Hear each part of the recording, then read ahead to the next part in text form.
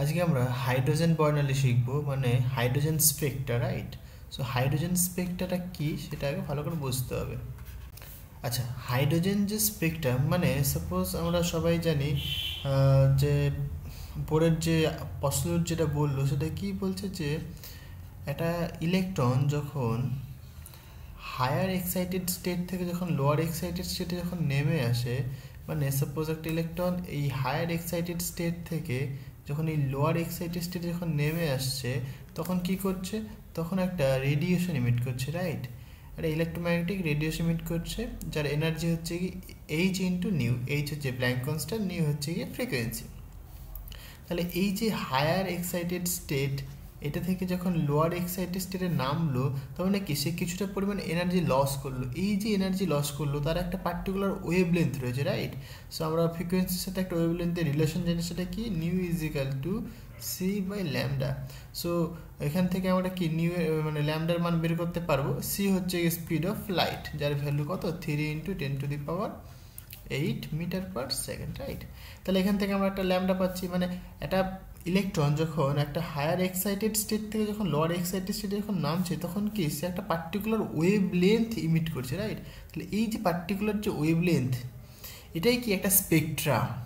মানে এটা আমরা সবাই জানি যে আলোর ক্ষেত্রে কি, লাইটের ক্ষেত্রে একটা সাদা আলো, যখন সাদা বর্ণের আলো যখন একটা প্রিজমের মধ্য দিয়ে যখন যায়, যখন একটা সাদা বর্ণের আলো যখন একটা প্রিজমের মধ্যে দিয়ে যখন যায়, তখন কি হয়? সেটা কি সাতটা রঙে কিন্তু ভেঙে যায়, তাই না? মানে এরকমভাবে ভেঙে যায় না? এরকম কি সাতটা বর্ণের আলোতে কিন্তু ভেঙে যায়, তাই না? তার মানে কি এক একটা পার্টিকুলার ওয়েভ লেন্থ আমরা পাই। তাহলে এই যে এক একটা যে পার্টিকুলার ওয়েভ লেন্থ, মানে যে এই যে লাল আলোর করসপন্ডিং একটা ওয়েভ লেন্থ রয়েছে, ওকে? এই যে ব্লু লাইটের করসপন্ডিং একটা ওয়েভ লেন্থ রয়েছে। তাহলে এই যে ওয়েভ লেন্থগুলো পাচ্ছি আমরা, একটা পার্টিকুলার ওয়েভ লেন্থ পাচ্ছি আমরা, রাইট? তাহলে এগুলোই কি আমাদের স্পেকট্রা, এগুলোকে বলা হয়ে থাকে অ্যাটমিক স্পেকট্রা, রাইট? আচ্ছা, এবার হাইড্রোজেন স্পেকট্রা কি? তাহলে হাইড্রোজেন স্পেকট্রা বেসিক্যালি কি, এই হাইড্রোজেনের অ্যাটমের মধ্যে যে একটা হায়ার এক্সাইটেড স্টেট থেকে যখন লোয়ার এক্সাইটেড স্টেটে যখন একটা ইলেকট্রন নামছে, তখন কি সে এনার্জি ইমিট করে। এবার সেই যে এই যে স্পেকট্রাগুলো দেখা যায়, স্পেকট্রাগুলো যদি আমরা অবজার্ভ করি, ঠিক এই রকম দেখতে পাই আমরা, এইরকম এইরকম। বাট এই এই যে এইগুলো কি, এগুলো অন্ধকার, মানে কালো ডার্ক স্পট, এগুলো ডার্ক। বাট এখানে এই কিছু কিছু লাইন আমরা দেখতে পাচ্ছি, এগুলো কি যে রেখা বর্ণালী বলা হয় এগুলোকে, মানে লাইন স্পেকট্রা বলা হয়।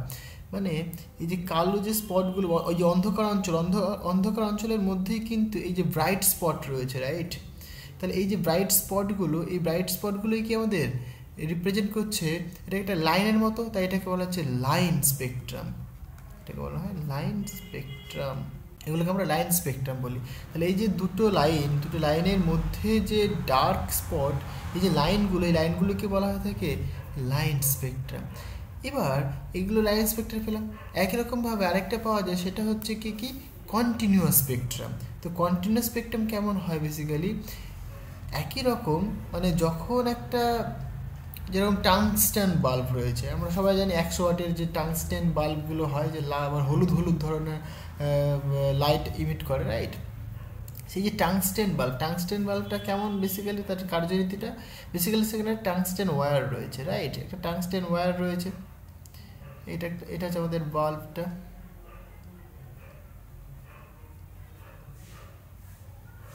তাহলে এই যে টাংস্টেন বাল্বটা, একে যখন আমরা ইলেকট্রিসিটি দিচ্ছি, মানে এসি সোর্সের সাথে যখন কানেক্ট করছি এটাকে আমরা, তখন কি হচ্ছে, এই যে টাংস্টেন ওয়্যার রয়েছে, এই টাংস্টেন ওয়্যারটা কি হচ্ছে, উত্তপ্ত হচ্ছে, রাইট?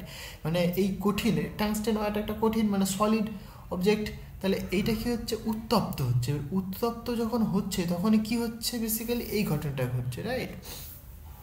তখন হচ্ছে গিয়ে কি সে এনার্জি ইমিট করছে। যখন উত্তপ্ত হচ্ছে মানে কি হিট এনার্জিতে উৎপন্ন হচ্ছে, মানে হিট এনার্জিটা কি হচ্ছে, লাইট এনার্জিতে ইমিট হচ্ছে, মানে এনার্জি কনভার্ট হয়। তাহলে টাংস্টেন বাল্ব থেকে এইভাবে আমরা কিন্তু লাইট পাচ্ছি, রাইট? এই যে টাংস্টেন বাল্ব, এই টাংস্টেন বাল্বের যে স্পটগুলো পাওয়া যায়, যে স্পেকট্রামগুলো পাওয়া যায়, সেগুলো কেমন হয়, কন্টিনিউয়াস স্পেকট্রাম হয়। সেই কন্টিনিউয়াস স্পেকট্রামগুলো কেমন হয়, বেসিক্যালি এরকম হয় কন্টিনিউয়াস স্পেকট্রামগুলো। এখানে যে পুরোটা যে অঞ্চল নিচ্ছে, এইটুকু অঞ্চল পুরো রেড হবে। তারপরে সাপোজ এটা অরেঞ্জ কালার, তারপরে সাপোজ গ্রিন কালার, সাপোজ আমি একটা এক্সাম্পল দিয়ে বোঝাচ্ছি। তো মানে এরকম কি কন্টিনিউয়াস হবে, এখানে কোনো ডিসক্রিটনেস থাকবে না এখানে, রাইট, পুরো কন্টিনিউয়াস হবে। তাই এইগুলোকে বলা হয় তখন কন্টিনিউয়াস স্পেকট্রাম। মানে এখানে এখানে যেরকম কি ছিল, দুটো যে লাইন ছিল, লাইনের মধ্যে কিন্তু ডার্ক স্পট ছিল, বাট এখানে কিন্তু ডার্ক স্পট নেই, পুরো কন্টিনিউয়াস রয়েছে। মানে যে লালটা শেষ হলো তারপরে অরেঞ্জ শুরু হলো, জাস্ট আমি একটা এক্সাম্পলে দেখাচ্ছি, এরকম একটা কন্টিনিউয়াস স্পেকট্রাম পাওয়া যাচ্ছে। তাই এগুলোকে বলা হচ্ছে কন্টিনিউয়াস স্পেকট্রাম। এগুলোকে এই টাংস্টেন বাল্ব থেকে আমরা পাই, রাইট।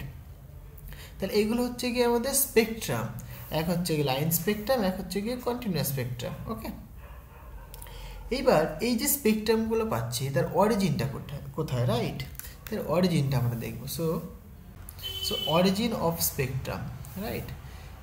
আমরা সবাই বোরের থিওরি জানি, আমরা বোরের যে কি বলছে নাকি বোরের যে এনার্জির যে থার্ড যে পস্টুলেটটা সেটা কেমন ছিল, ঠিক এরকম ছিল, রাইট।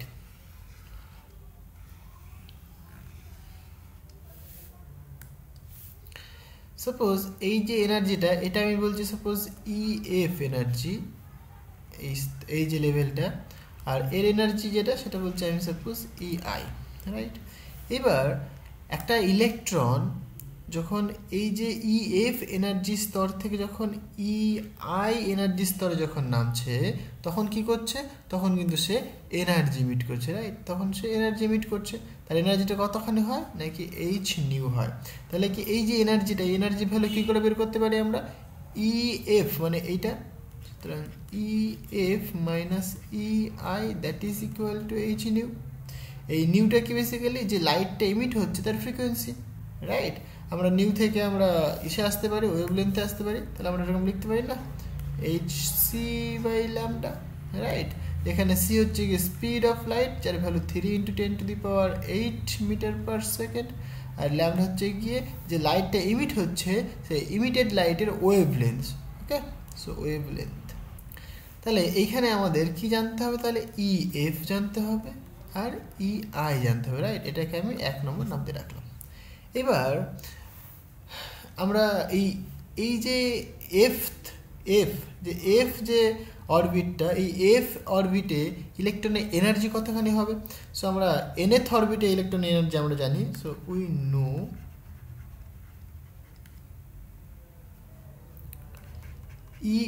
nth অরবিটে ইলেকট্রনের যে এনার্জি হয় সেটা কি হয়, -13.6 ইলেকট্রন ভোল্ট বাই n²।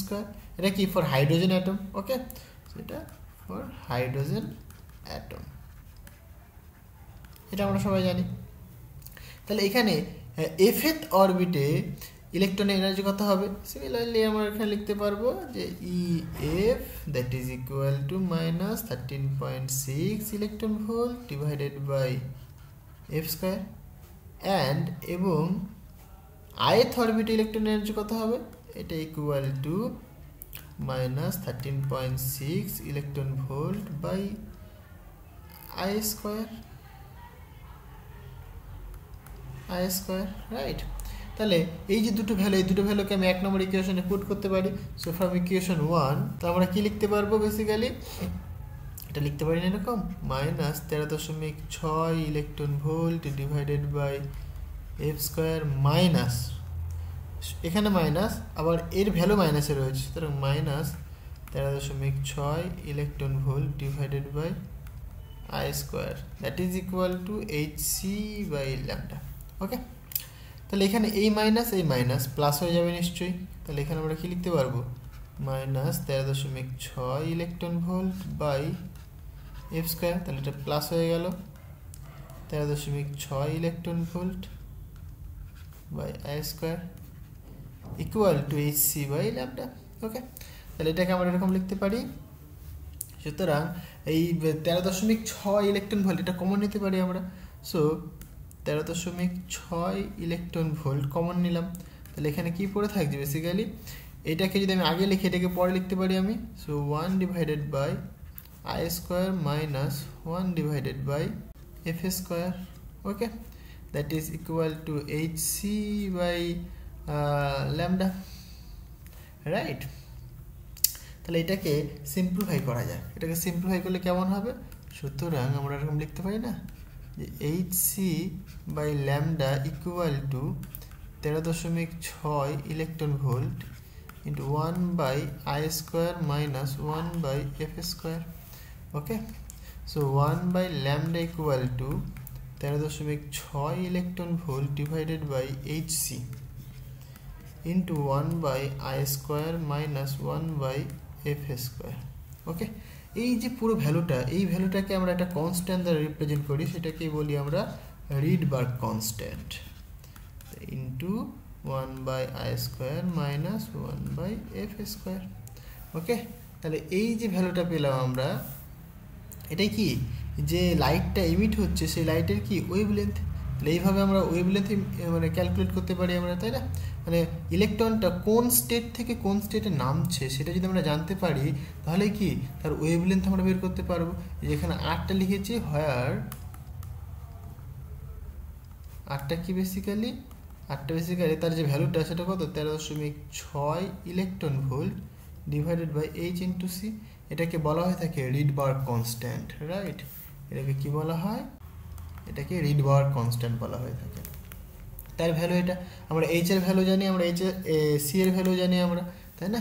যদি পুট করে দিই তাহলে হয়ে যাবে। তাহলে এইচ এর ভ্যালু কত জানি আমরা? এইচ হচ্ছে Planck constant 6.626 into 10⁻⁻34 joule second.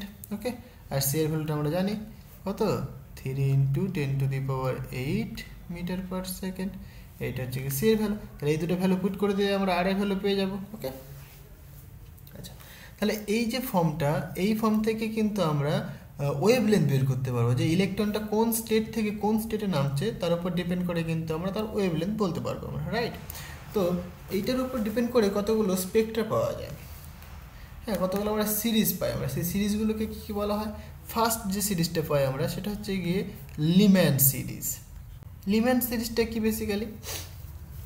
আচ্ছা, প্রথম যে জিনিসটা দেখতে হবে আমাদের কি, অ্যাকচুয়ালি ফাইনাল স্টেট থেকে ইনিশিয়াল স্টেটে নামবো, রাইট? মানে আমাদের যে এটা নিউক্লিয়াস, এইটা সাপোজ n ইকুয়াল টু 1, এইটা সাপোজ n ইকুয়াল টু 2, এইভাবে চলছে, n ইকুয়াল টু 3, এরকম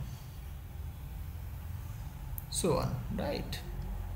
n ইকুয়াল টু 4।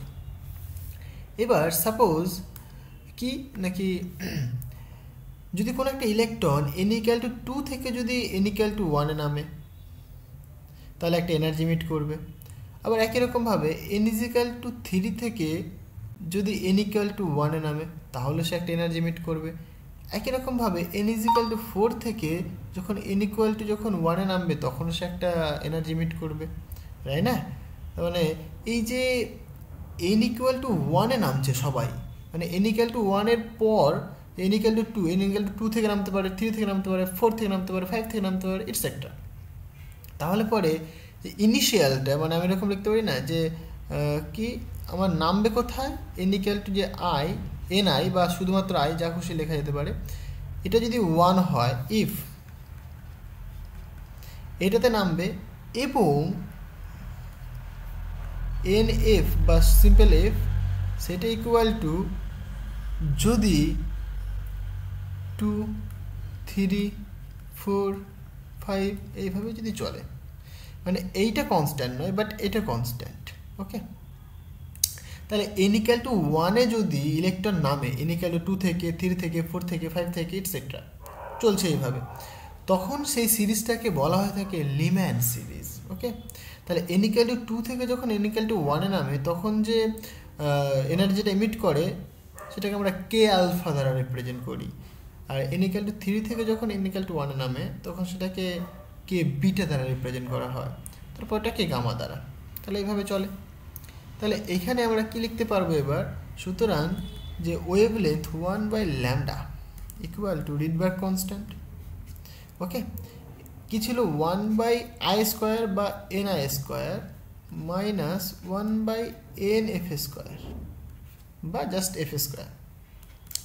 তাহলে এখানে কি বললাম আমি, যে ni ইজ ইকুয়াল টু কি 1, এটা ফিক্সড, তো মানে 1/1² মানে 1 হবে এটা, মাইনাস তাহলে এটা কত হবে 1/2 হতে পারে, 3 হতে পারে, 4 হতে পারে, 5 হতে পারে, রাইট? তাহলে NFA লিখলাম আমি। তাহলে এই যে ওয়েভলেন্থে পাবো আমরা 1/λ, এটাই কি লিম্যান সিরিজের ক্ষেত্রে পাবো আমরা। তাহলে এইভাবে আমরা বের করতে পারবো। আমাকে যদি বলে যে NF এটা হচ্ছে 3 থেকে নামছে, তাহলে NF এর জায়গায় 3 পুট করবো, তাহলে এখানে আমার ওয়েভলেন্থটা পেয়ে যাবো আমরা কত হবে। তাহলে এটা হচ্ছে আমাদের লিম্যান সিরিজ, রাইট?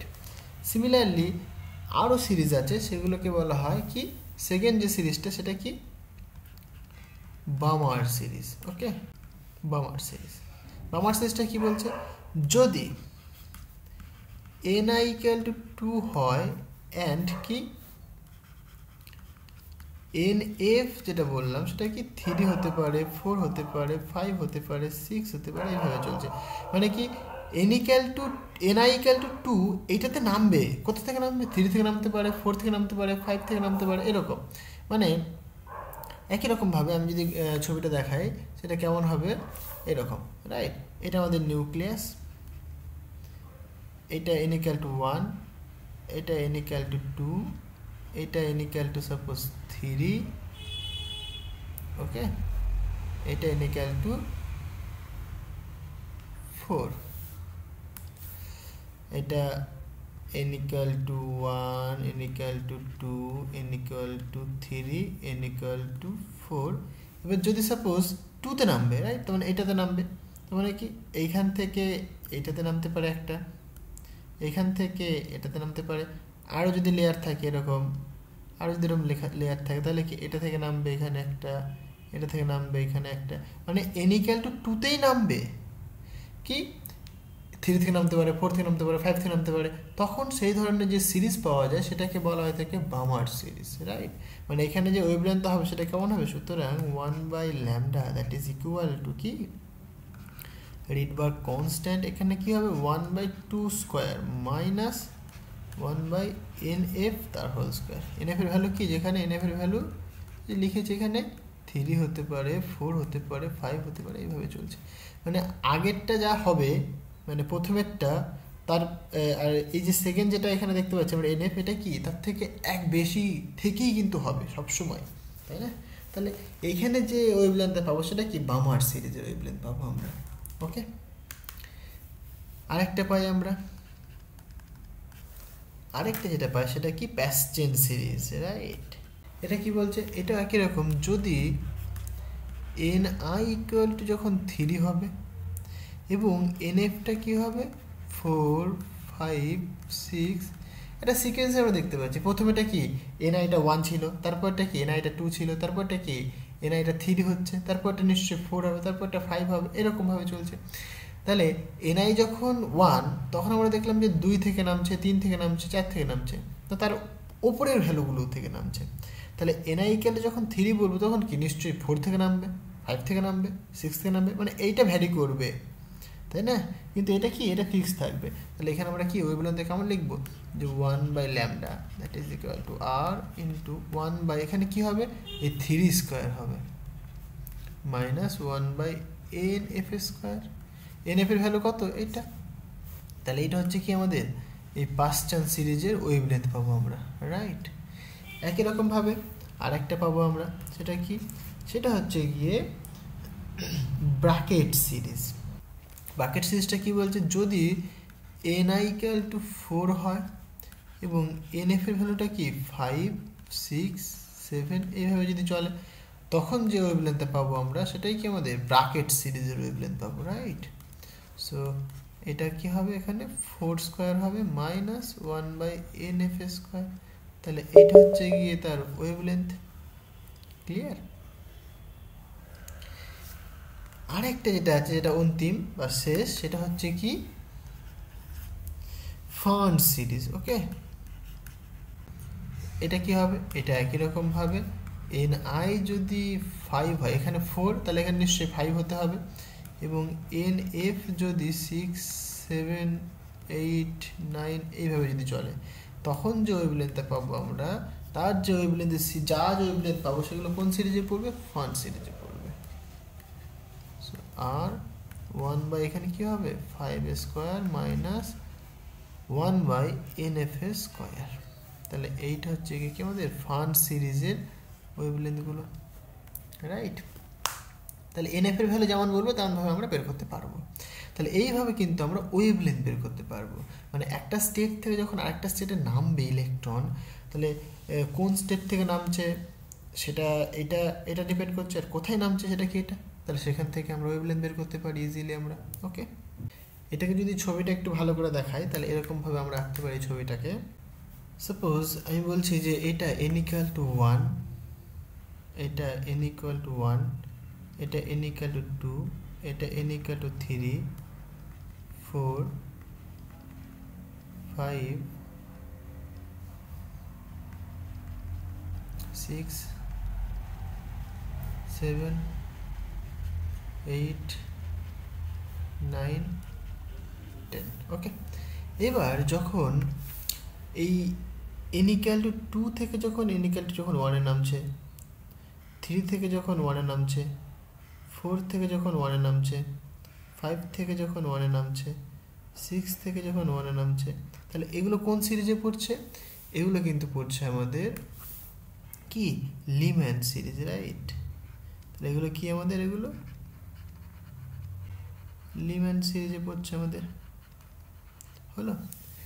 এইবার যদি n=3 থেকে যদি 2-তে নামে, 4 থেকে যদি 2-তে নামে, 5 থেকে 2-তে নামলে, 6 থেকে 2-তে নামলে, 7 থেকে 2-তে নামলে, তাহলে এটা কোন সিরিজে পড়ছে? এইটা কিন্তু আমাদের পড়ছে বেসিক্যালি কি বামার সিরিজ, রাইট। তাহলে এটা আমাদের কি বেসিক্যালি বামার সিরিজ। ওকে, সিমিলারলি যদি n=4 থেকে যদি 3-তে নামে, এই 4 থেকে যদি 3-তে নামে, তারপরে 5 থেকে 3-তে, 6 থেকে 3-তে, 7 থেকে 3-তে, 8 থেকে 3-তে, এভাবে চলছে, তাহলে এটা কোন সিরিজে পড়ছে? এইটা বলছে আমাদের কি পাস চেন সিরিজ, রাইট।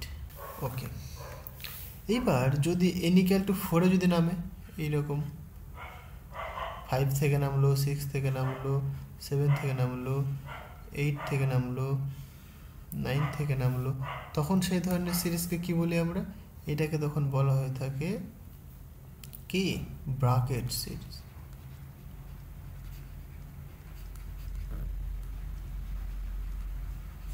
ওকে, সিমিলারলি যদি যদি 5-এ নামে, n=6 থেকে, n=7 থেকে, n=8 থেকে, n=9 থেকে, n=10 থেকে, তখন সেই ধরনের সিরিজকে আমরা কি বলে থাকি? তখন সেই ধরনের সিরিজকে আমরা বলে থাকি ফান্ড সিরিজ। তাহলে এইভাবে কিন্তু আমরা পাই। তাহলে এইটাই কি আমাদের হাইড্রোজেন স্পেকট্রাম, রাইট। তাহলে এই যে স্পেকট্রামগুলো, এই স্পেকট্রামগুলোকে আমরা এইভাবে পেতে পারি আমরা। ক্লিয়ার? এবার আমরা যেটা শিখবো যে হাইড্রোজেন শোষণ বর্ণালী বা হাইড্রোজেন অ্যাবজর্পশন স্পেকট্রাম কি আর ইমিশন স্পেকট্রাম কি, সেগুলো আমরা দেখব। ওকে, সো হাইড্রোজেন অ্যাবজর্পশন স্পেকট্রাম খুবই ইজি। মানে এটা তো আমাদের হচ্ছে নিউক্লিয়াস, রাইট। এটা একটা অরবিট, এটা আরেকটা অরবিট, এটা আরেকটা অরবিট।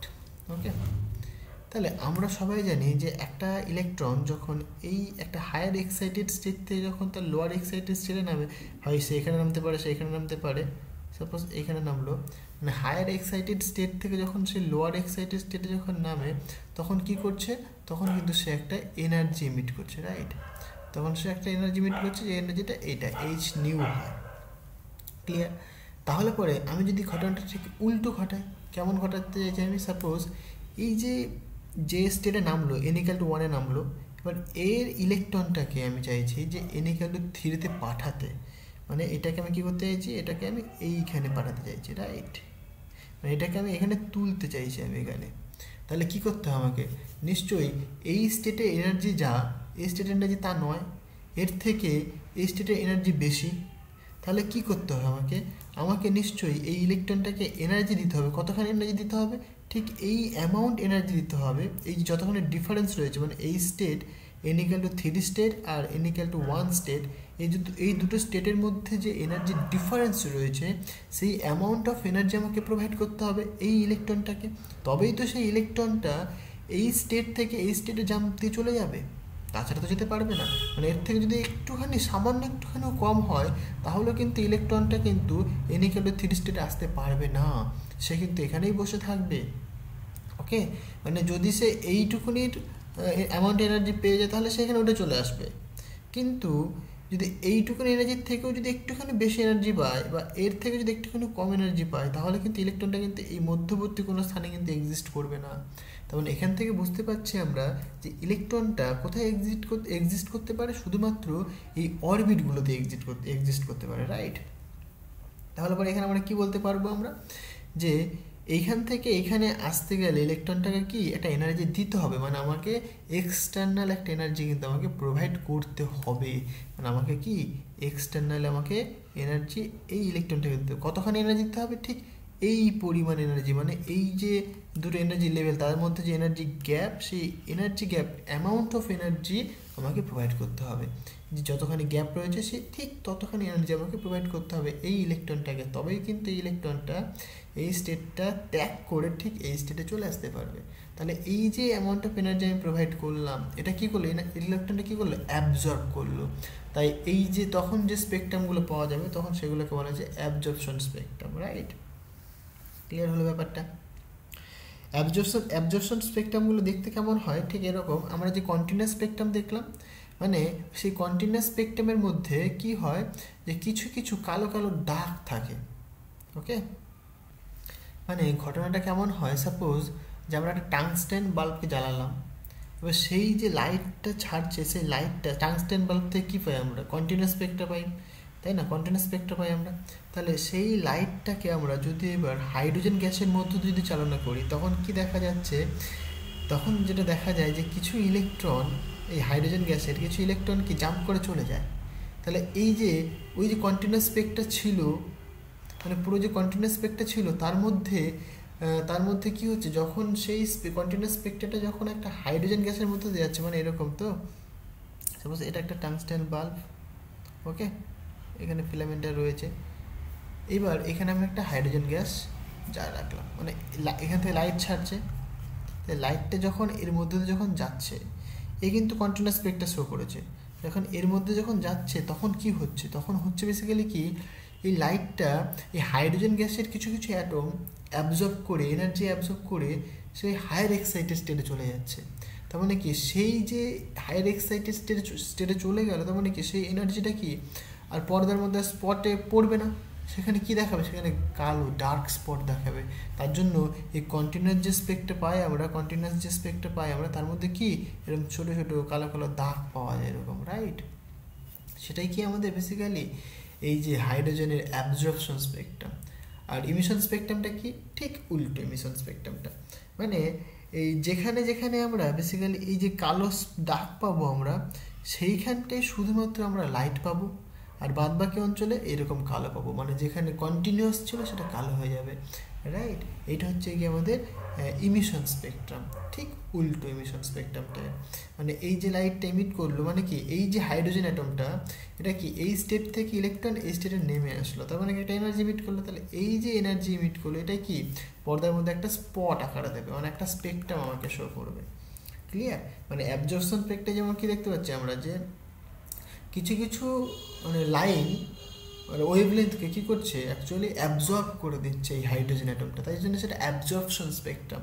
ইমিশন স্পেকট্রাম মানে কি ওই যে যেটা অ্যাবজর্ব করেছিল, তার মানে কি সেই ইলেকট্রনটা কী করবে আবার যখন ট্রানজিশন করবে হায়ার স্টেট থেকে যখন লোয়ার স্টেটে যখন নামবে তখন কি সে স্পেকটা দেবে, তখন কী পাবো আমরা ইমিশন স্পেকটা পাবো, মানে যে ইলেকট্রনটা ওপরে উঠেছিল সেটা তো আবার নামবে, তাহলে নামার জন্য কি সে একটা এনার্জি মিট করবে, সেটাই কি আবার পর্দায় ফুটে উঠবে, তাহলে সেটা আমরা কি ইমিশন স্পেকট্রা আকারে পাবো আমরা। তাহলে এই হচ্ছে কি আমাদের অ্যাবজর্পশন স্পেকট্রা আর ইমিশন স্পেকট্রা, রাইট? তো আজকে এই পর্যন্তই থাক, দেখা হবে আবার নেক্সট ভিডিওতে। Thank you.